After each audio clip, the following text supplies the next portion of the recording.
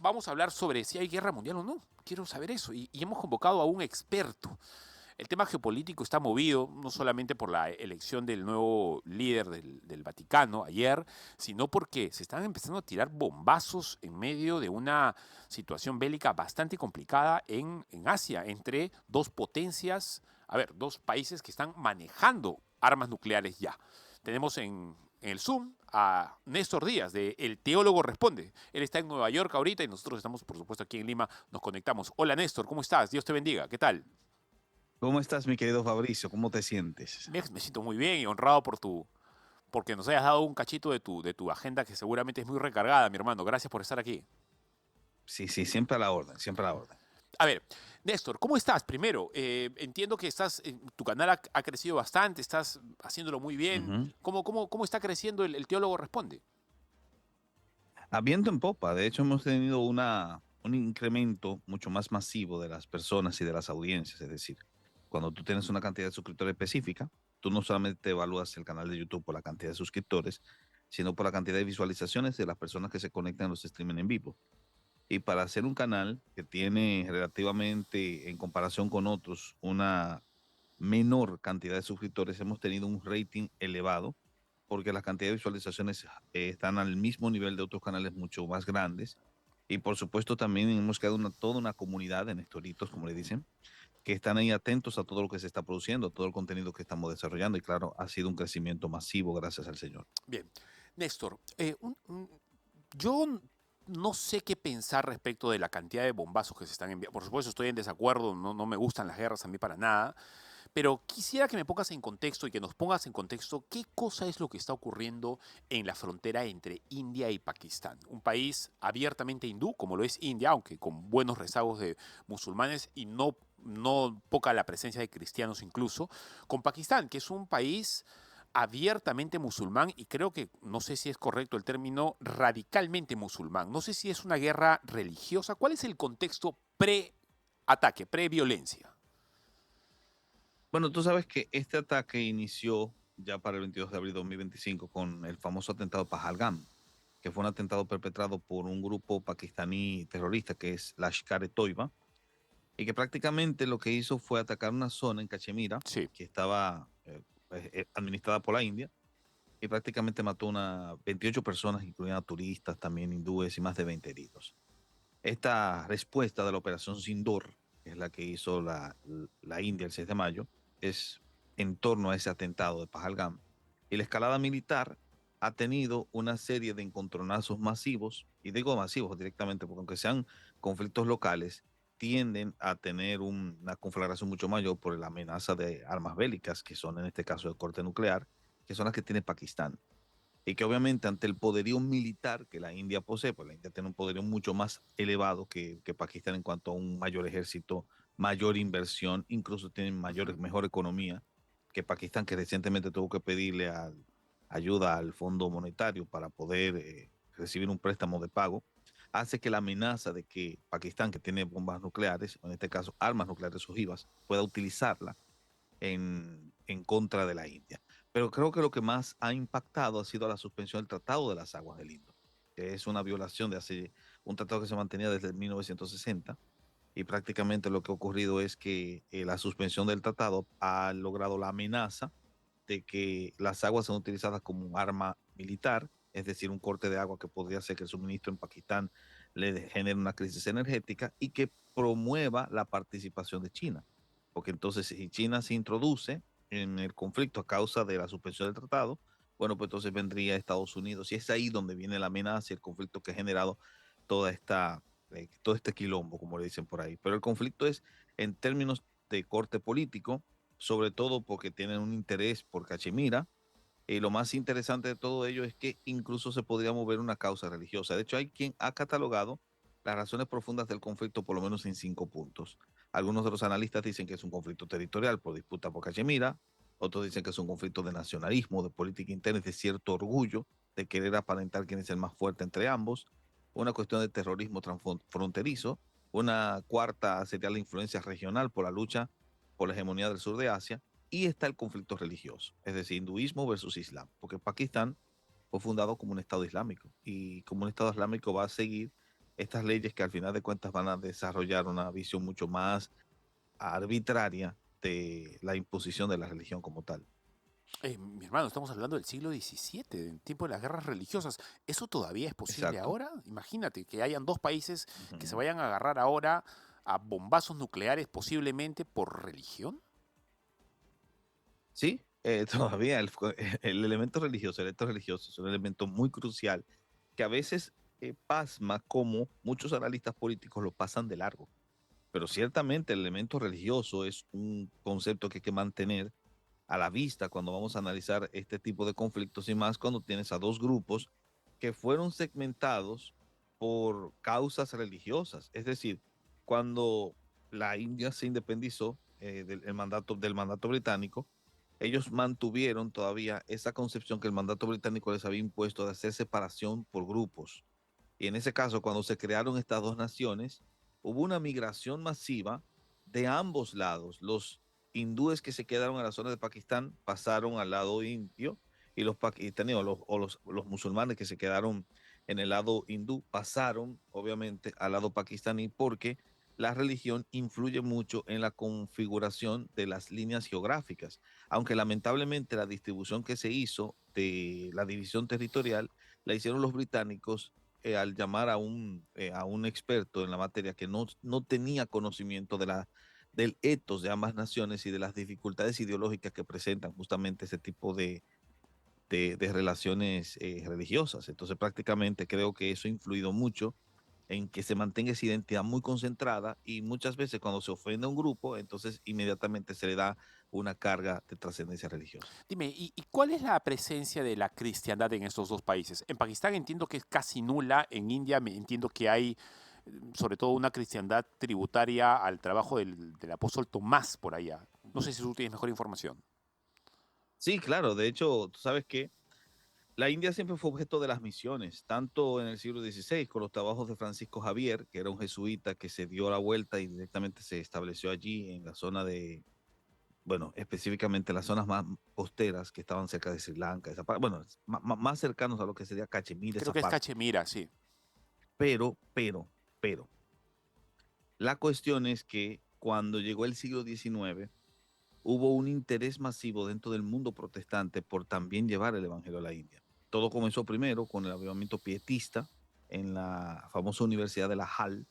Se publicó una revista, la primera revista misionera que se conoce, Ujú. y ahí aparecieron dos misioneros alemanes de origen pietista. Uno de ellos se llamaba Ziegenbalg, que se fueron a la India a predicar y fueron como el primer emplazamiento, por así decirlo, protestante de misiones en la India. Qué interesante. Luego entonces vinieron los bautistas británicos, sobre todo William Carey, aprovechando que estaba establecido el mandato británico en la India, y con ellos vinieron también los misioneros, entre ellos William Carey y otros más, que terminaron de consagrar todo un trabajo en la región de Punjab y en otras zonas directamente para poder predicar el evangelio. Así que sí, sí, se Creo ha que establecido Adoniram Hudson y su históricamente. esposa también estuvieron por allá, me parece. Adoniram Hudson se fue para lo que hoy es Myanmar, Ah, Myanmar, Birmania, perdón. Sri sí, Lanka, ¿verdad? pero Sí. sí, sí, lo que sería Myanmar o Birmania. Hoy le llamarían, bueno, hoy se conoce como Myanmar, Ah, pero antes entiendo, era sí. una monarquía budista conocida como Birmania y obviamente allí lo metieron preso. Pero el trabajo mayor se dio directamente dentro del campo de trabajo de William Carey. Luego vino uno de los que siguió el trabajo de William Carey fue Alexander Duff, y Alexander Duff también mantuvo un trabajo misionero allí. Se establecieron escuelas, se fue eliminando un poco ese concepto de castas entre los grupos cristianos que fueron creciendo allí, si bien no fue sino sin cierta resistencia. De hecho, el trabajo de William Carey fue un trabajo que vio su primer converso después de una década de ministerio. Entonces, prácticamente fue un trabajo duro, con mucha oposición, pero al final fue un trabajo exitoso porque lograron conectar con las masas, especialmente con aquellos que eran abandonados, los marginados.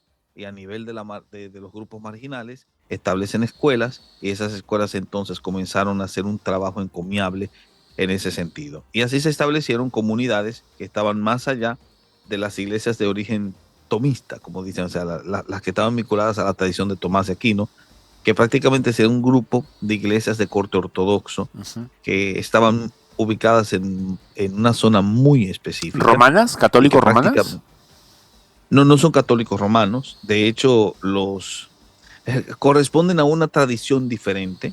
De hecho, incluso la explicación que hacen de la Eucaristía es distinta. Ujú. Entonces, que el Me estás católico hablando de romano la utiliza la iglesia preponderante en transubstanciación. India. Exacto, ellos tienen una explicación diferente que me parece que tiene que ver con el hecho de que, aunque ellos entienden de forma literal, pero la explicación no es que se vuelve uno con el pan, etcétera. La explicación clásica de la transubstanciación desde una lectura aristotélica, sino más bien que ellos dicen que cuando Tomás vino a la India, vino con una copa y esa copa tenía sangre que él había recogido de la cruz y esa sangre entonces es la que se colocó en el pan que se repartió la primera comunión en la época en que Tomás llegó a la India y prácticamente de esa sangre se ha ido replicando en cada momento de la comunión. Esa es la explicación que le dan. Un Así que poco, esto me es suena a leyenda más diametralmente que a distinto. realidad, pero en fin. A ver, Sí.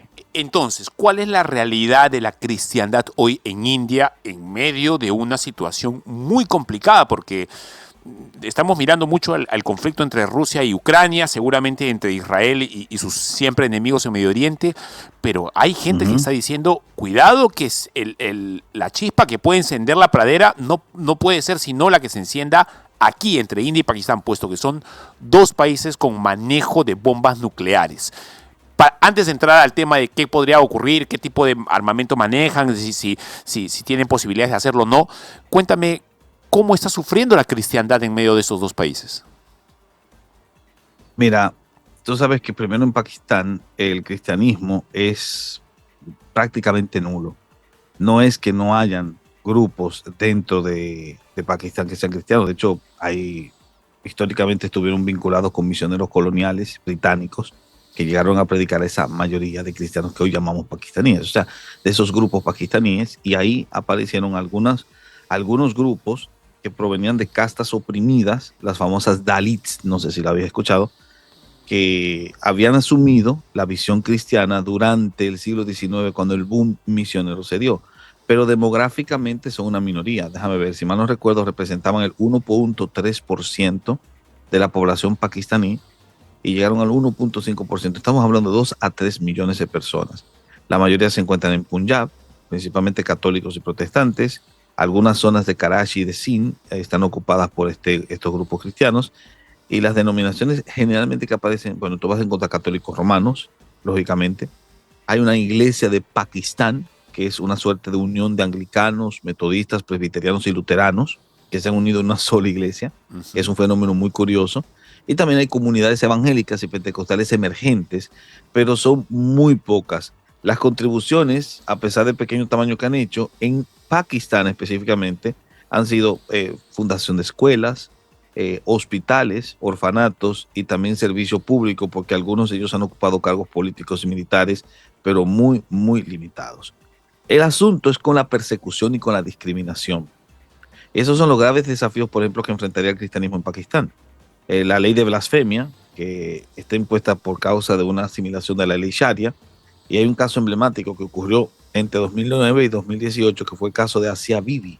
Asia Bibi era una cristiana que fue acusada falsamente y fue condenada a muerte, pero luego la absolvieron tras presión internacional. Esto es por causa de que se le iba a imponer la ley de blasfemia debido a su acción cristiana. Ha Perdón, habido casos de violencia perdóname, anticristiana Néstor. también, atentados en iglesias, etcétera, y discriminación sistémica. Néstor, ¿cuál había sido la blasfemia, supuestamente? Me parece que era por un intento de hacer proselitismo. Entonces, este tipo de acciones se miden mucho como leyes de blasfemia como tal. Es decir, tú puedes, si eres ya cristiano de larga data, quédate ahí y tratar de convivir con aquellos que tienen cierto tipo de tolerancia religiosa, pero no podrías hacer conversos. Porque si haces conversos y alguien viene del Islam y se convierte, es un blasfemo. Entonces la ley de blasfemia se aplica especialmente a naturales que vienen de un hogar islámico, musulmán, y deciden entonces hacerse cristianos. Esta mujer era de origen musulmán. Entiendo. Entonces, técnicamente, cuando ella reconoce a Cristo, se hace cristiana, ha blasfemado contra la ley tradicional de su familia, etcétera, ha violentado su religión, y obviamente ha cometido blasfemia. Y si intenta hacer que otros pasen a este bando, es decir, a hacer proselitismo evangélico, es obvio, obviamente, que la condena a muerte era bien clara. La presión internacional impidió que la condenaran a muerte, pero sí, hubo un problema ahí. Ahora, yo no sé si tú estabas enterado, pero hay también un elemento de discriminación. Es decir, en Pakistán, sorprendentemente, en Pakistán hay cristianos, pero son discriminados. Si no son perseguidos, son discriminados. Ya sea por empleos de baja categoría, no pueden acceder a empleos que no sean limpiadores o trabajadores manuales. Segregación en barrios marginales, los segregan y tienen un acceso limitado a la justicia y a la protección del Estado. Qué sorprendente. Mira, entremos a hablar del tema de la guerra en sí, pero primero te quiero invitar a ver un reportaje que hemos armado, hemos elaborado un informe, Claro. un poco para poner en contexto a nuestros oyentes y a nuestros espectadores sobre este espinoso y peligroso asunto. Vamos con el informe y regresamos con Néstor Díaz, youtuber en El Teólogo Responde. Adelante.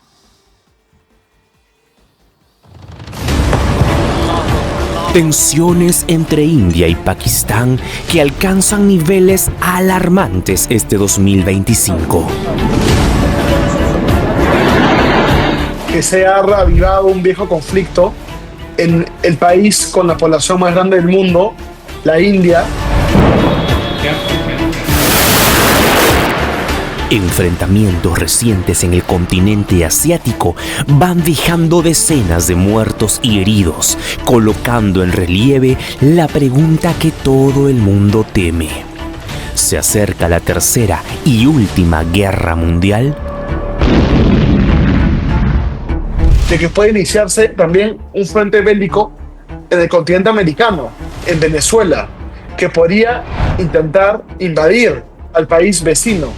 Entonces eso hay que tener pendientes, ¿no? Venezuela ya realizó un referéndum porque ellos querían anexar la Guyana. Ellos afirman que la Guyana es su territorio. El analista internacional Alfredo Gersi plantea los escenarios en los que se estaría fragmentando el mundo mientras su carrera armamentístico-nuclear sigue en crecimiento en cada país progresivamente. Y Estados Unidos estaría viendo en la India como un futuro aliado comercial. Entonces quizás aquí lo que estamos viendo es una jugada de ajedrez. Una jugada de ajedrez de la China para debilitar la presencia de la India en el mundo y que la India no pueda reemplazar a China como el siguiente titán comercial en la región asiática. Con toda la tensión asiática, ¿en qué situación coloca este contexto al Perú y a toda Europa? Pues Sudamérica, aunque geográficamente más alejada, no estaría exenta de las consecuencias. La interrupción de las cadenas de suministro globales, la volatilidad económica y los posibles flujos migratorios podrían desestabilizar la región. Por lo que Venezuela con Maduro ya estarían viendo el escenario perfecto para proyectarse. Esos grupos que no creen en la democracia, estos países, estos bloques antidemocráticos, antioccidentales, lo que quieren es gatillar conflictos armados alrededor de todo el mundo. Y nos toca a nosotros estar muy pendientes de este tipo de conflictos, ¿no?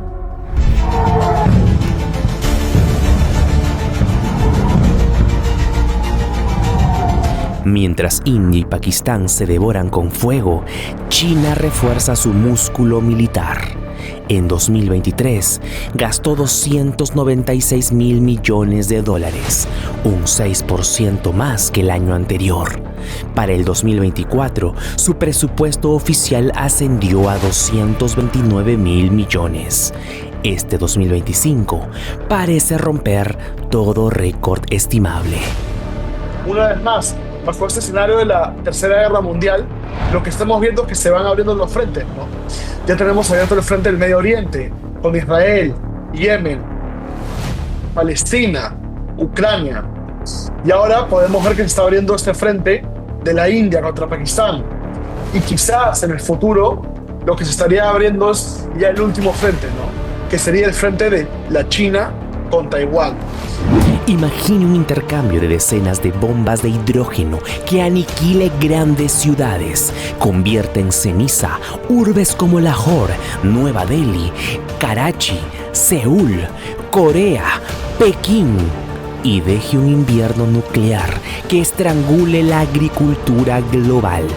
El caos no respetaría fronteras, los sistemas financieros colapsarían, el transporte quedaría paralizado y la civilización, tal como la conocemos, a un fallo de comunicación para que esto se convierta en un apocalipsis atómico.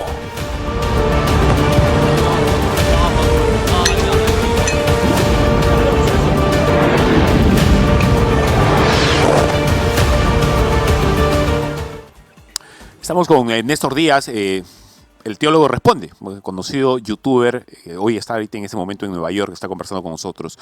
Néstor, a ver, primero tu impresión sobre el informe, porque hay varias preguntas que te quiero hacer, no solamente entre lo concerniente a India versus Pakistán, que es lo obvio, sino por supuesto a la actuación de otros países que seguramente tienen intereses, no sé si directos o indirectos en esto. ¿Qué opinas? ¿Néstor? ¿Sí? Dale, Néstor. Diría directamente que dentro del video, claro que sí, hay diferentes actores que aprovechan cuando hay un conflicto bélico como tal, especialmente países que tienen deseos de expansión. Obviamente que Venezuela es un país con deseos de expansión, especialmente con este análisis de Maduro, el interés de anexarse a la Guyana. Exacto. Y así mismo tú podrías encontrar otros ejemplos particulares de países que siempre tienen reclamos de territorios que se le ha quitado y que prácticamente podrían utilizar este campo de acción para ello. Me parece que más cercano al conflicto India-Pakistán, quienes más se podrían ver involucrados serían China, por el tema del Pacto de las Aguas, que aquí se violenta y obviamente eso afecta a China porque China es quien es en China, por ¿Cuál lo es menos el en Pacto de territorio las Aguas? tibetano, controlado por China. Diga. El Pacto de las Aguas, ¿en qué consiste? ¿Qué es eso? El Pacto de las Aguas es un tratado que se firmó entre Pakistán y la India, tocante al uso de las fuentes hídricas que corresponden al río Indo. Uh-huh. El río Indo es, por así decirlo, este brazo principal de recursos de agua dulce que tienen tanto la India como Pakistán. Y casi todo el desarrollo energético de Pakistán depende de la hidroeléctrica. Entonces se ha anunciado, por lo menos algunos expertos dicen que si se utilizase el agua como un arma, quien podría hacerlo es la India, porque todo el porcentaje del agua que usa Pakistán pasa por la India. Entonces la India podría tener control directamente de ello y utilizarlo como un arma. De hecho, la violación, o en este caso la suspensión del Tratado de las Aguas desde 1960, ha sido como el punto de detonamiento para decir esto puede pasar de ser un conflicto entre dos naciones e involucrar a otras, porque si bien las aguas que Pakistán utiliza puede manipular a la India, las aguas nacen en territorio controlado por China. Entonces es ahí donde podría China involucrarse. Si China se involucra, recuérdate que la India es aliado y estratégico de Estados Unidos. Entonces Estados Unidos se involucraría. Pero también recuerda que Pakistán tiene un conflicto con Irán. Irán entonces se involucraría. Rusia entonces podría en un momento dado también plantearse la idea de involucrarse en ese conflicto. Y por eso es que se habla de una escalada internacional del mismo, justamente por eso. Creo que estas serían como las naciones que estarían más interesadas en el desarrollo de un conflicto como tal, o por lo menos las que verían ciertos intereses amenazados. A China le conviene una guerra entre Pakistán e India porque India se debilitaría y es, digamos, el opositor directo a la expansión china. Es India, ni siquiera es Estados Unidos directamente, es India, que tanto está creciendo como China. Sí, está creciendo mucho, además de que recuerda que siempre ha habido una especie de enemistad histórica entre la India y la China. Pues prácticamente esto puede explotarse a la luz de que la India obviamente últimamente se ha ido convirtiendo en un país con una mayor proporción de riqueza. O sea, recordemos que el PIB de la India en comparación con el de Pakistán es mucho más elevado y esto le permite incluso comprar más armas. La India también tiene un ejército que posee una característica particular que pocos ejércitos no tienen. Es que posee tanto armamento desarrollado por Occidente como también armamento desarrollado por Rusia. Tiene dos tipos de armamentos y los ha logrado concatenar en una suerte de armamentística específica, es decir, increíble. Podemos, La escalada militar que tiene es necesariamente grave. ¿por qué podemos profundizar un poco en qué tipo de armamento es el que maneja India y quizá el que maneja Pakistán también? Sí, ¿Por qué es tan claro. peligroso ese asunto? ¿Qué es lo que tiene? Bueno, porque la capacidad militar convencional que tiene la India está por encima, obviamente, de Pakistán. Vamos a ver. La India tiene como tropas activas 1.45 millones en comparación con los 650.000 de Pakistán. ¿Ves? Los tanques, la O sea, dos por artillería, la uno. aviación y la marina. La India tiene ventajas claras en cantidad y tecnología. Tiene más dinero para comprar armas, tiene proveedores modernos porque le compra a Francia los Rafales, a Rusia les compra los S-400 y los T-90, que son también armas de alto alcance, y Estados Unidos le compra drones, le compra helicópteros de tipo Apache y está invirtiendo en defensa local. Y si tú te das cuenta, el poder económico de la India es de 3.9 billones de dólares en el 2024 en su PIB, que si tú lo comparas con el PIB de Pakistán en el año anterior, era solamente 375.000 millones de dólares. Entonces la India tiene 10 veces más capacidad económica para sostener una guerra prolongada, expandir el arsenal, involucrar las aguas y utilizarlas como un elemento estratégico para hacer que Pakistán, que ahora está atravesando por una sequía también, pueda ser entonces rendido.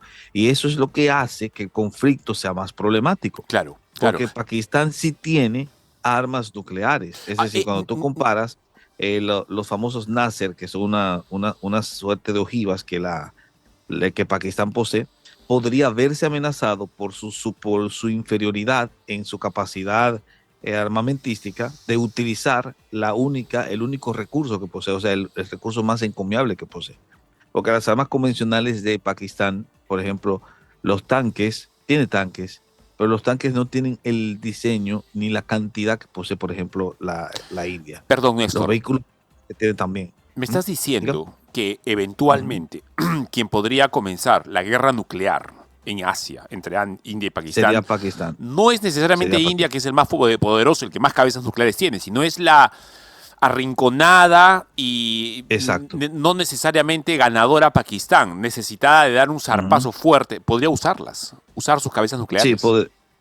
podría usarlas. Podría usarlas. Podría incluir, obviamente, porque Pakistán comenzó su programa nuclear en los años 70, mucho antes que la India. En el año 74 logró pruebas nucleares subterráneas exitosas. Entonces, la capacidad de Pakistán fue adquirida gracias a científicos claves como Abdul Kader Khan, que fue quien contrabandeó tecnología nuclear desde Europa. Y los tipos de armas nucleares que incluyen, mira, incluye cabezas nucleares tácticas con misiles del tipo Nasser, que son misiles de corto alcance. Tiene misiles balísticos de medio y largo alcance, como los de Shahin 2, que son de hasta 2.000 kilómetros que te pueden alcanzar. Ok. Tiene los misiles del tipo Gauri, que tienen la capacidad de transportarte cabezas nucleares y alcanzar territorio en la India, en China y en otras regiones. Y tiene misiles de crucero. Pakistán también desarrolló misiles de crucero como el Babur, que tiene un alcance de 700 kilómetros, para llevarte también cargas nucleares. Tiene plataformas de lanzamiento bien establecidas que son difíciles de rastrear. Por lo tanto, su desarrollo nuclear le permitiría convertirse, si se ve arrinconado, en una amenaza ante el poderío militar que tiene la India.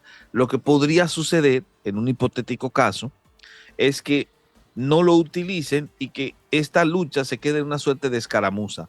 Pero como estos tíos se metieron con el tema del Tratado de las Aguas, que es muy, muy importante, este recurso hídrico creo que es la base central, el corazón de todo el centro. El asunto es que ya se había dicho que toda anulación o suspensión o todo intento de utilizar las aguas del río Indo como un arma contra Pakistán era una declaración de guerra. Entonces esto podría llevar a que el Pakistán termine coqueteando con utilizar estas armas, pero habría que ver si han evaluado las consecuencias que generaría en la intromisión, por ejemplo, de Estados Unidos en la región, el hecho de que China también se involucre, recordando que China ha considerado a Pakistán uno de sus aliados. Entonces, prácticamente creo que eso pone el mundo en balanza en ese sentido. A ver, no sé si poniéndonos tremendistas o realmente siendo sensatos, dado el mundo como está, quizá ser tremendista y ser sensato es lo mismo. Quizá en una escalada violenta entre India y Pakistán podría darse o coincidencia una escalada violenta también en zonas claves de Asia, por ejemplo, China-Taiwán. Sí, claro. De hecho, ¿Hasta qué punto podría estar involucrado el tema de China-Taiwán? Sería cuestionable, pero sí me parece que China participaría por una cuestión de, primero, rivalidad histórica con el tema India, segundo, querer hacer que la India pueda tener una menos poderío y menos fuerza como la que está elevándose, porque amenaza con convertirse en una potencia rival con China. Y obviamente porque está aliada o está vinculada con Pakistán, que considera su hermano de hierro. Mi hermano, para terminar, geopolíticamente hablando, ¿ok? Hablemos del tema geopolítico. ¿Por qué es importante Trump en este asunto? ¿Por qué es importante el nuevo gobernante de un país tan importante como el Vaticano, hoy elegido ayer? ¿Y por qué es importante Putin en este asunto? ¿Tienen algo que ver o son cosas que van por separado? Comencemos con Trump. Bueno, creo que Trump podría verse involucrado, primero porque Estados Unidos tiende a tener una tradición de intervenir para ayudar a sus aliados estratégicos. Y entiendo que la administración Trump se toma eso muy en serio. Por lo tanto, si hubiese un conflicto entre India y Pakistán en la que se meta China, que ahora mismo es el potencial rival de Estados Unidos, especialmente de la administración Trump, bueno, pues es obvio que Trump va a meterse, va a involucrarse en esa situación. Estados Unidos se va a involucrar definitivamente, eso es seguro. Y más si pasa también que se involucre en este caso la Rusia de Putin. Pero en el caso de Trump, yo creo que sería por la vinculación con el caso China. Es decir, si China se involucra, es posible que Estados Unidos se involucre. O sea, si China se involucra apoyando a Pakistán, o sea, al enemigo de mi enemigo es mi amigo, ¿verdad? Exacto. Trump podría terminar siendo socio de India. ¿Hay intereses con India entre Estados Unidos? Claro que sí. De hecho, la India y los Estados Unidos no solamente tienen alianzas estratégicas, sino también cierto apoyo. Aparte de que también es un socio comercial en el tema de las armas. Recuerda que la India le compra drones y le compra helicópteros tipo Apache. Es decir, la India se abastece también con tecnología militar americana. Es un socio comercial. ¿Y qué papel Y no juega? solamente en ese sentido, sino en otros más. ¿Y qué papel juega el nuevo obispo romano, que evidentemente es un líder geopolítico? A ver, tiene influencia, incluso así no sean necesariamente cristianos estos dos países, ¿o no? ¿O es que no tiene nada que ver, es un personaje que no juega aquí en este partido? Bueno, este obispo León XIV tiene una visión muy parecida a la de Francisco y es crítico de Trump. León XIV es anti-Trump, por así decirlo. No vamos a decirlo de forma muy clara, pero ya él ha hecho cuestionamientos a la política de migración que tiene Trump. De hecho, me parece que él va a continuar con esto de hacer puentes y no muros, que era una consigna muy propia de Francisco. Ya le ha hecho críticas a J.D. Vance, que es, por cierto, el vicepresidente católico, y ha expresado que no está de acuerdo con ciertas expresiones que él utiliza respecto a la migración, etcétera. Y obviamente también retuiteó en una ocasión un post sobre George Floyd. O sea, prácticamente el tío está enfocado en apoyar a los grupos que han sido críticos de la administración Trump, específicamente en el tema migratorio. En un caso de conflicto entre India y Pakistán, lo que creo que haría es simplemente hacer lo mismo que hace cualquier otro obispo en este caso, es hacer un llamado a la paz, etcétera, pero no sé si jugaría un papel clave en un conflicto como ese, y más teniendo este rastro de crítica hacia ese modelo que, por ejemplo, promovería Trump. Mi hermano, muchas gracias. La verdad, búsquenlo a Néstor Díaz en el canal el Teólogo Responde de YouTube. Además que va a colgar Néstor Díaz esta entrevista también para hacernos un poquito de cherry acá a Betel, ¿verdad? Claro que sí. Mi hermano, muchas gracias por tu tiempo. Espero que te siga yendo tan bien. Y nada, seguramente en algún momento te volvemos a convocar para que compartas con nosotros la sabiduría que el Señor te ha dado. Gracias, mi hermano, y estamos aquí para eso. Por favor, tu reflexión final. Bueno, mi reflexión final ante un conflicto como este es el siguiente. Nosotros como creyentes sabemos que las cosas siempre se van a recontra mil pudrir. Por lo tanto, siempre es necesario que estemos en vista orando para que Dios ayude a estas naciones a que no lleguen a hacer estas escaladas, porque afecta a mucha gente y mucha gente de nuestro pueblo. Porque como dije, hay cristianos en la India, hay cristianos en Pakistán, y esta gente son los que generalmente van a sufrir como daño colateral. Así que oremos para que esta situación no trascienda más allá de lo que debe y que se pueda quedar como una suerte de líneas de escaramuzas que se dieron y que simplemente quedaron como un intento de cada uno tratar de mostrar quién es el que podría mandar. Entonces, sería como eso lo que yo podría decir como reflexión. ¿Qué vivo va a haber hoy día en la noche? Cuéntame. Sí, sí, no, más tarde tengo un vivo sobre el tema del Papa León XIV, Ah, claro. va a estar bueno. Bueno, nos vemos, mi hermano. Vamos a estar atentos a eso. Dios te bendiga. Bendiciones, mi querido. Chao. Bien, ha sido Néstor Díaz, youtuber en El Teólogo, responde con nosotros sobre la guerra entre India y Pakistán, que no es poco, ¿ah? No es poco. ¿Podría esto terminar en una tercera guerra mundial si entra China en el asunto, entra Estados Unidos a batallar? Podría ponerse mucho más complicado de lo que ya es, sobre todo entre dos países que ya de por sí tienen manejo nuclear entre su arsenal bélico. Vamos a una pequeña pausa y regresamos con el pastor Guillermo Aguayo de la Casa del Padre, porque queremos hablar sobre la figura de la madre en la Biblia. ¿Cómo trata la Biblia a la madre? ¿Cómo la trata? Me imagino que la trata bien, pero ¿cómo profundiza la Biblia en el concepto madre o en los personajes que son madres? ¿Qué nos enseña? Con eso vamos a regresar.